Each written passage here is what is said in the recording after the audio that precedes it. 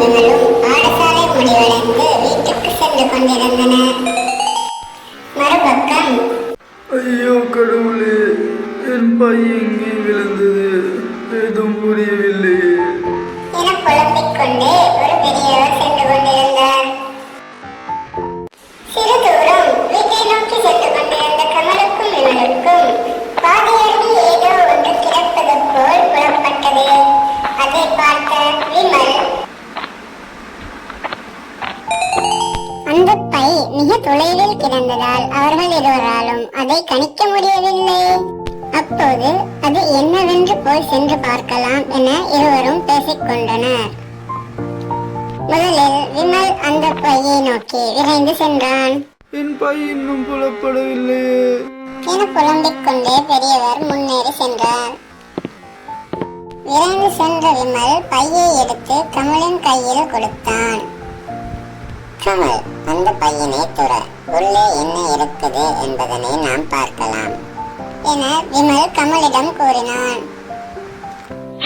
திறந்த பையனுள் 1500 ரூபாய் பணம் இருப்பதனை கண்டு இருவரும் வாயை புலந்தனர். உடனே விமல், கமல், நாம இந்த பணத்தில் தின்பண்டங்கள் வாங்கி சாப்பிடலாமா, இல்லை வேற ஏதேனும் கடைகளுக்கு சென்று வேற ஏதேனும் வாங்கி சாப்பிடலாமா என விமல் கமலிடம் கேட்டான். கமலுக்கு அச்செயல் தவறாக தோன்றியது. விமல், இந்த பையை துளைத்தவர் பாவம் இல்லையா? அவர் இந்த பையை தேடிக்கொண்டு வரலாம். அதனால் அவர் வந்தவுடன் நாம் இந்த பையை அவரிடம் கொடுத்துவிட்டு வீட்டுக்கு சென்று விடுவோம் என கூறினான்.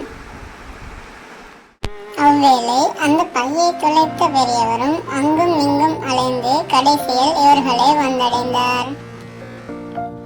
அவ்வேளை இவ்விருவரும் தங்களிடம் இருந்த அந்த பையை தேடிக்கொண்டு வந்திருந்த அந்த பெரியவரிடம் ஒப்படைத்தனர். பையை பெற்றுக்கொண்ட பெரியவர் இவ்விருவரின் நேர்மையையும் மனமார்ந்து பாராட்டி நன்றிகளையும் தெரிவித்து விடை பெற்றார். பிறர் பொருளுக்கு ஆசைப்படாமல் நேர்மையாக வாழ வேண்டும்.